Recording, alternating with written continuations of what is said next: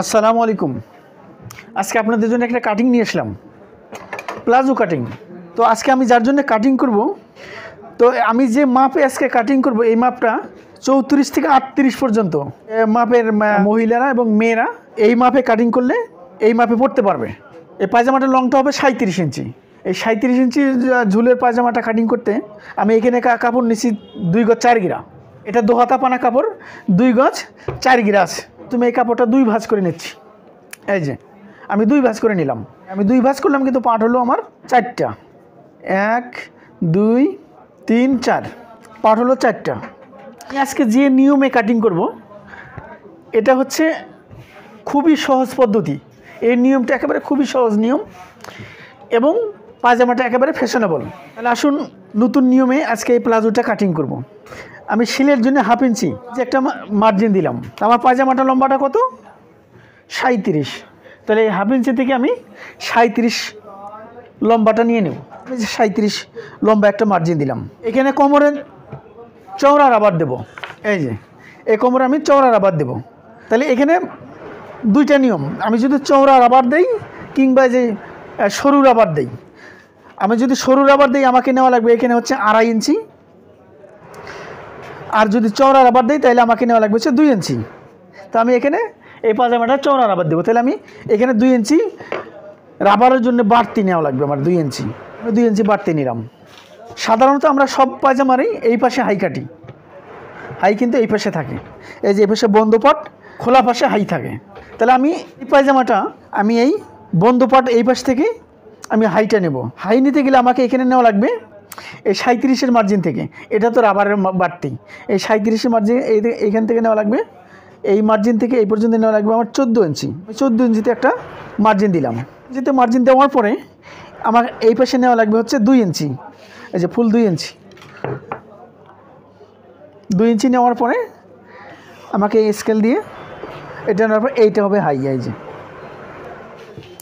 তাহলে যদি বডি 34 থেকে 38-এর মধ্যে যদি হয় তাহলে আমাকে এই যে এই মার্জিন থেকে আমাকে এইখানে নেওয়া লাগবে হচ্ছে 11 ইঞ্চি। এই যে আমি 11 ইঞ্চিতে একটা মার্জিন দিলাম। এখান থেকে 11 ফুল 11 ইঞ্চি নেওয়া লাগবে। 11 ইঞ্চি নিলাম।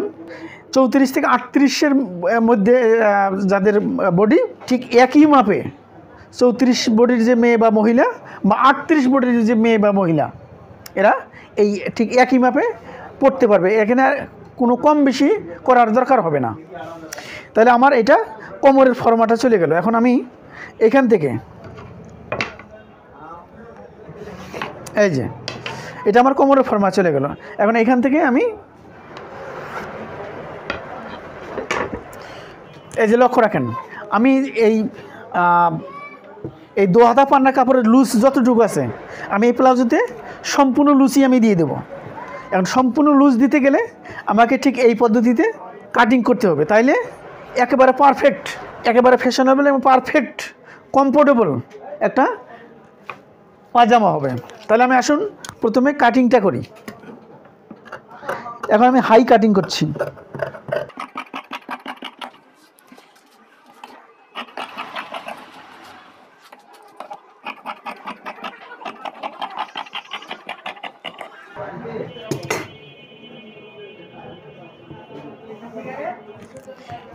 এই যে হয়ে গেল মাত্র 2 মিনিটে একটা প্লাজো কাটিং হয়ে গেলে একেবারে ফ্যাশনেবল।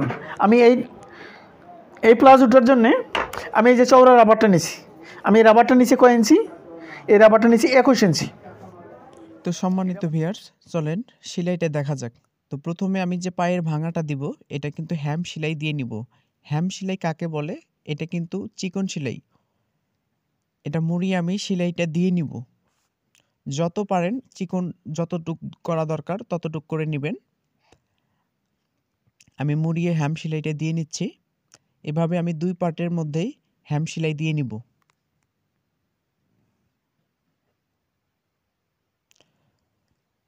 এরপরে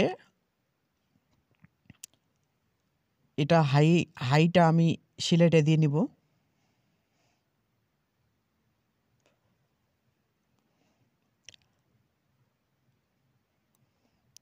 দু পার্ট এক জায়গায় করে আমি হাই সেলাইটা দিয়ে নিচ্ছি। অবশ্যই ডবল সেলাই দিতে হবে।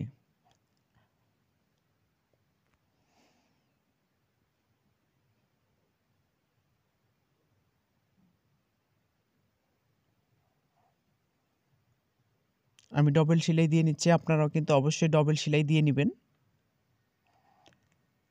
একেবারে সহজ পদ্ধতিতে আজকের এই প্লাজো কাটিং এবং সেলাই করে আপনাদের মাঝে নিয়ে আসছি। তো অবশ্যই এই ভিডিওটা সম্পূর্ণ দেখলে আপনিও পারবেন। এবং নিচ থেকে এই সেলাইটা দিয়ে নিব। পায়ের মাথা সমান করে রেখে আমাদের কিন্তু এই সেলাইটা দিতে হবে। এখানেও আমরা কিন্তু ডবল সেলাই দিয়ে নিব। অবশ্যই প্রতিটা ক্ষেত্রে আমাদের ডবল সেলাই দেওয়া উচিত। ঠিক পায়ের মাথা থেকে ধরে আমাদের সেলাইটা দিতে হবে। অবশ্যই মাথাটা সমান রাখতে হবে। এই মাথাটা সমান করার পরে আমরা কিন্তু সেলাই দিয়ে নিব।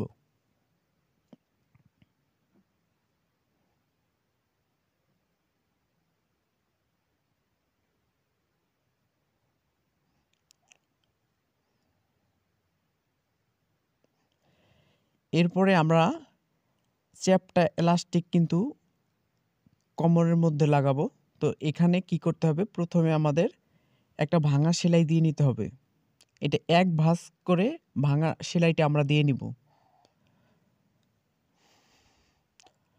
অনেকেই আছে চ্যাপটা এলাস্টিকটা কিভাবে লাগাতে হয় আপনারা শিখেন নাই বা পারেন নাই।